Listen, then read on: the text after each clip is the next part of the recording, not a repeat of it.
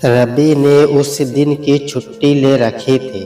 दफ्तर में उन दिनों काम कुछ अधिक ही रहने लगा था। वैसे काम इतना अधिक नहीं था, परंतु मंदी के मारे कंपनी में छटनी होने का डर था, इसलिए सब लोग काम मुस्तैदी से कर रहे थे। बिना वजह छुट्टी कोई नहीं लेता था। क्या पता छुट्टियां लेते लेते कहीं कंपनी वाले नौकरी से ही छुट्टी ना कर दे। रवि का दफ्तर घर से 20 किलोमीटर दूर था।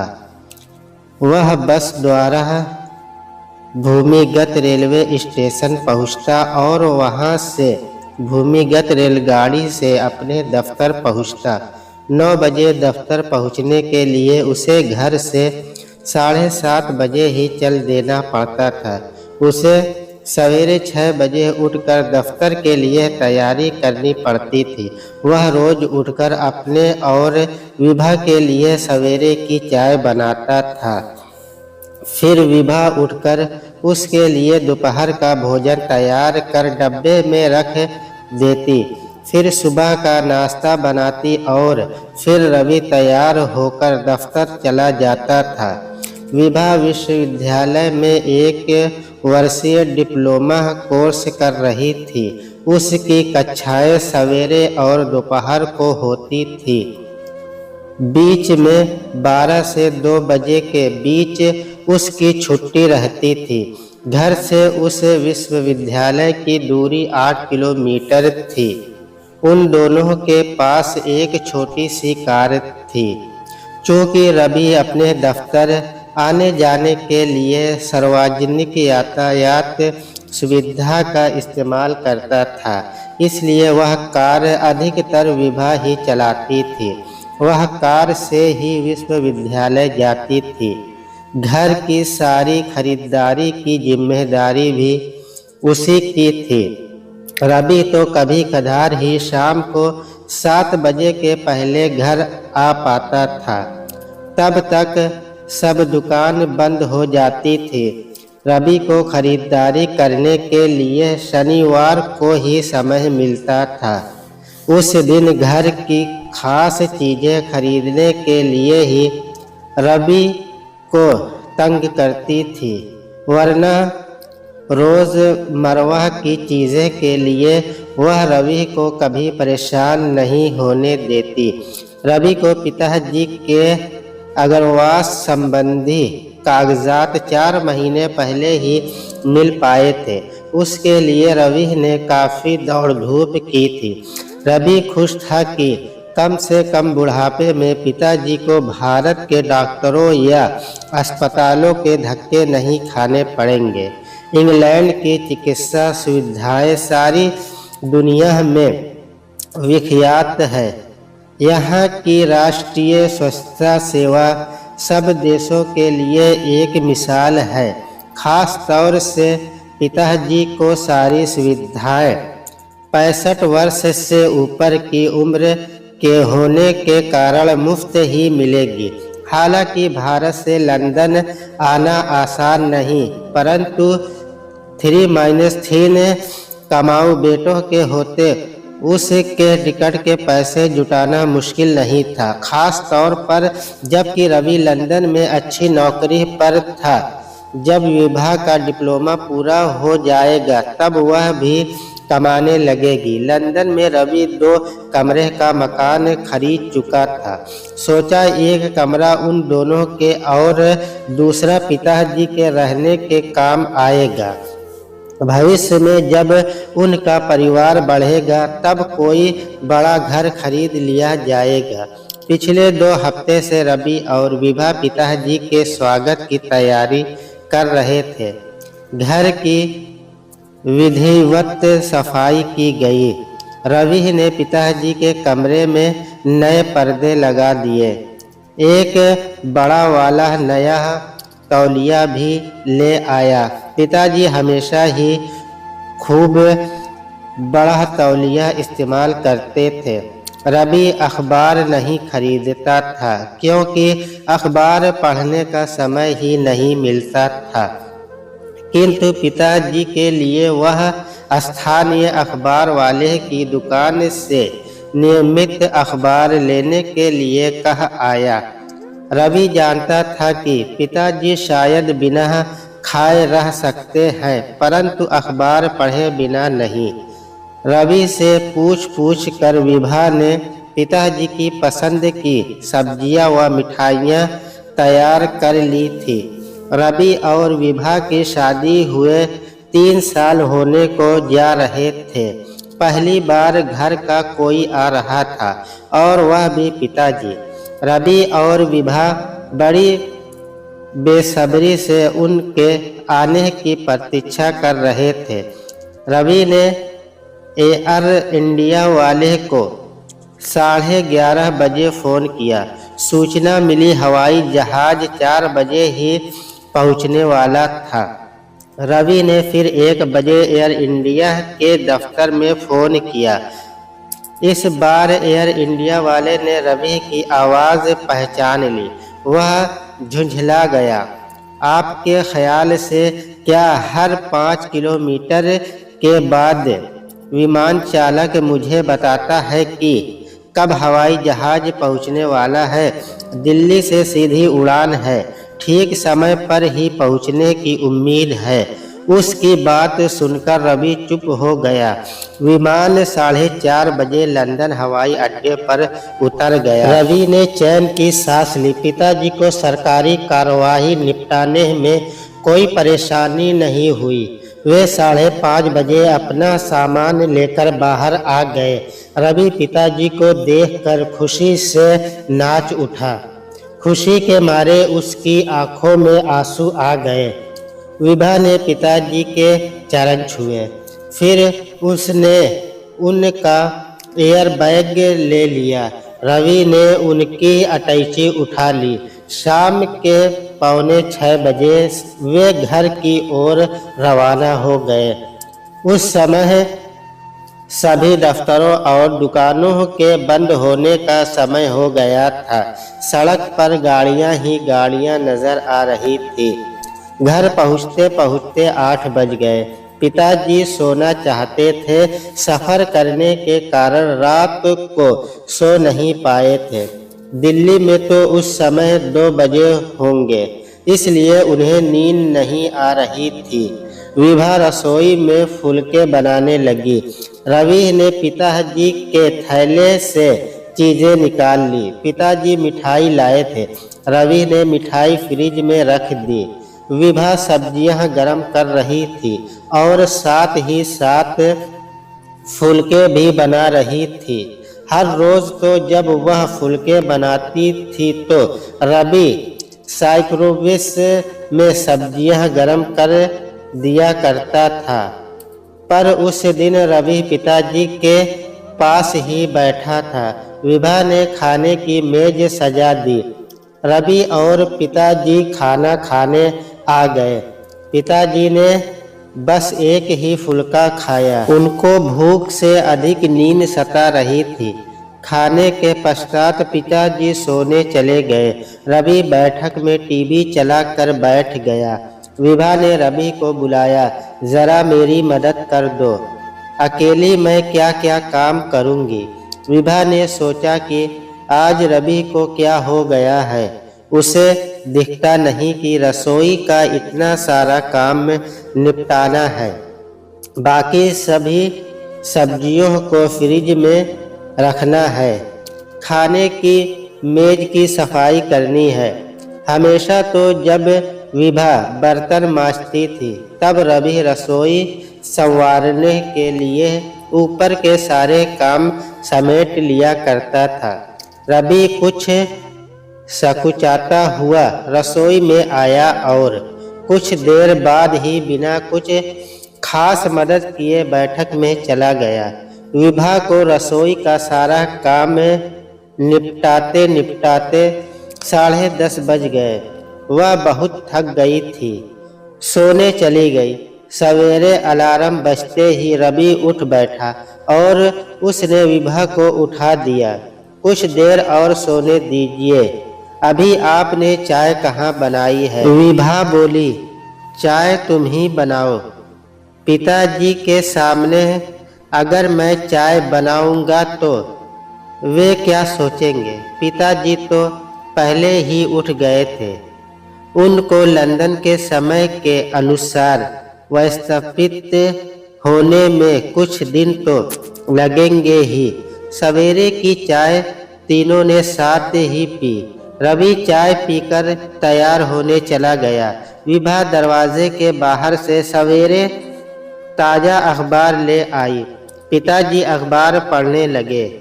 पता नहीं पिताजी कब और क्या नाश्ता करेंगे। उसने खुद पिताजी से पूछ लिया, नाश्ता कब करेंगे पिताजी? 9 बजे कर लूँगा, पर अगर तुम्हें कहीं जाना है तो जल्दी कर लूँगा, पिताजी ने कहा। तब तक रवि तैयार होकर आ गया। उसने तो वही हमेशा की तरह का नाश्ता किया, टोस्ट और दूध में कॉर्नफ्लेक्स। विभा, पिताजी ऐसा नाश्ता नहीं करेंगे। उनको तो सब्जी के साथ पराठा खाने की आदत है और एक प्याला दूध। तुम कोई सब्जी बना लेना, थोड़ी सी दोपहर को खाने में। कल शाम वाली सब्जियां नहीं चलेगी, दाल और सब्जी बना लेना। रवि बोला। दफ्तर जाते जाते पिताजी की रुचि और सुविधा संबंधी और भी कई बातें रवि विभा को बताता गया। विभा को 10 बजे विश्वविद्यालय जाना था, परंतु पिताजी का नाश्ता और भोजन तैयार करने की वजह से वह पढ़ने न जा सक। उसने 2 पराठे बनाए और आलू उबाल कर सूखी सब्जी बना दी। वह सोचने लगी, पता नहीं भारत में लोग नाश्ते में पराठा और सब्जी कैसे खा लेते हैं। यदि मुझसे नाश्ते में पराठा सब्जी खाने के लिए कोई कहे तो मैं तो उसे एक सजा ही समझूंगी। विभा बेटी, मैं ज़रा नमक कम खाता हूँ और मिर्चें ज़्यादा, पिताजी ने प्यार से कहा। बाप बेटे की रुचि में कितना फ़र्क है।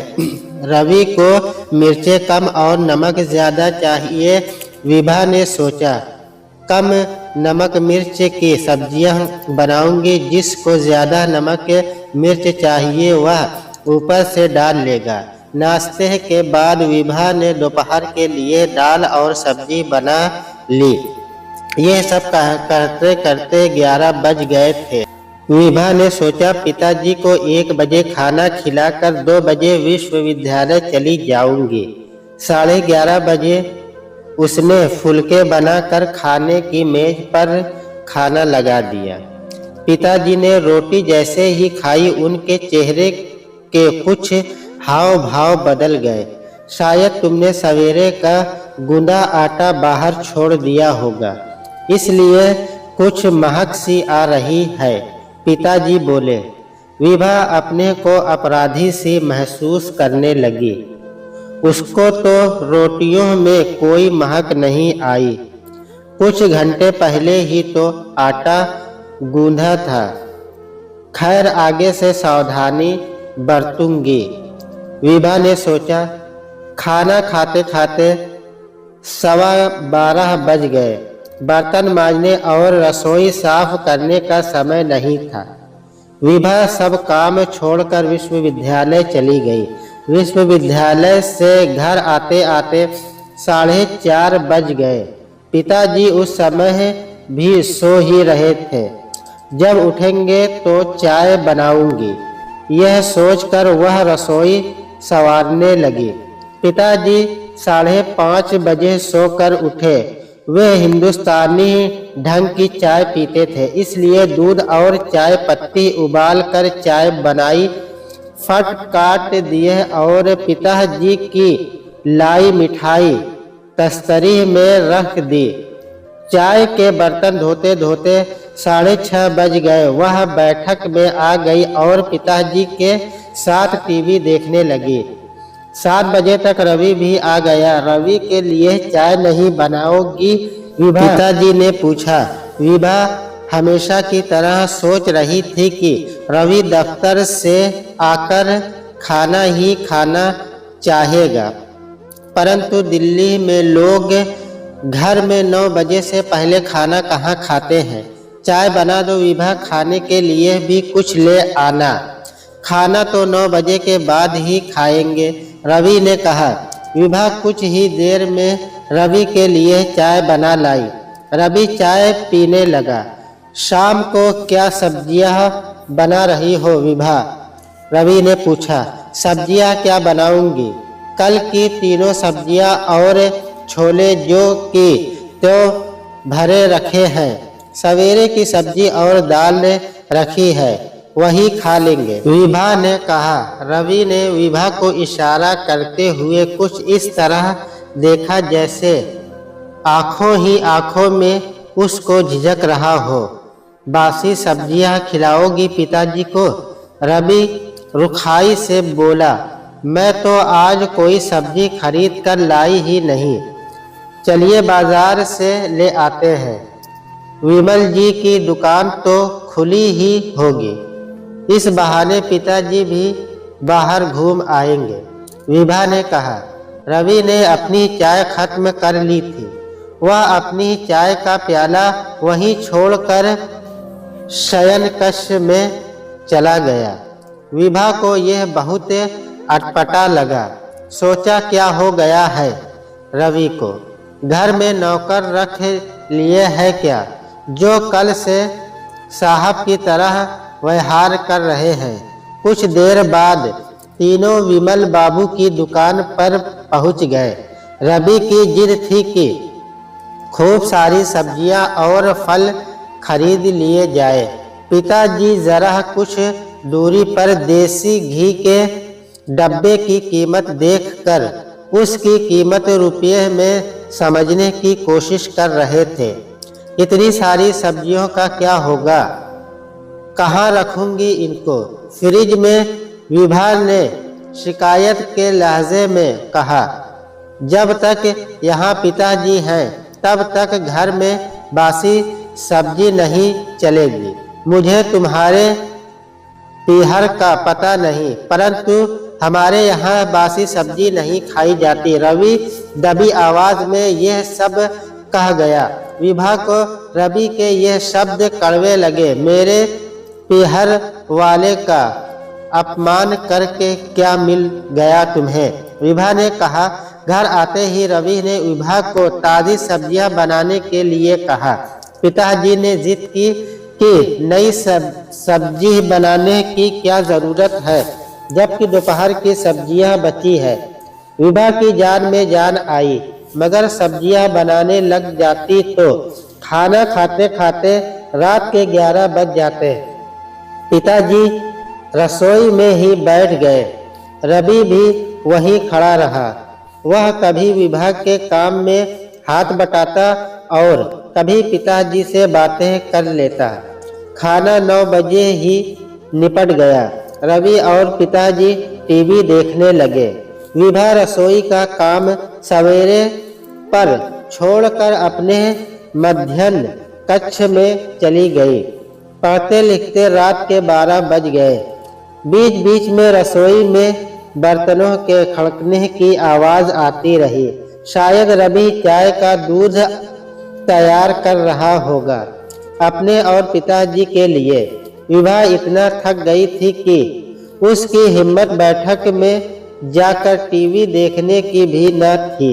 बिस्तर पर लेटते ही नींद ने उसे धर दबोचा। अलार्म की पहली घंटी बजते ही उठ गई विभा। रसोई में चाय बनाने पहुंची। पिताजी को वहां देखकर चौंक गई। पिताजी ने रसोई को पूरी तरह से संवार दिया। बिजली की केतली में पानी उबल रहा था। मेज पर 3 चाय के प्याले रखे थे। आपने इतनी तकलीफ क्यों की, विभा ने कहा। अब मेरी सफर की थकान उतर गई है। मैं यहाँ यही नियम करके आया था कि सारा दिन टीवी देखकर अपना समय नहीं बिताऊंगा, बल्कि अपने को किसी न किसी उपयोगी काम में व्यस्त रखूंगा। तुम अपना ध्यान डिप्लोमा अच्छी तरह से पूरा करने में लगाओ। घर और बाहर के कामों की जिम्मेदारी मुझ पर छोड़ दो। पिताजी बोले। पिताजी की बात सुनकर विभा की आंखें नम हो गई। पिताजी ने रवि को आवाज दी। रवि आंखें मलता हुआ आ गया। विभा ने सोचा, रवि इनको मेहमान की तरह रखने की सोच रहा था। पिताजी क्या कभी मेहमान हो सकते हैं?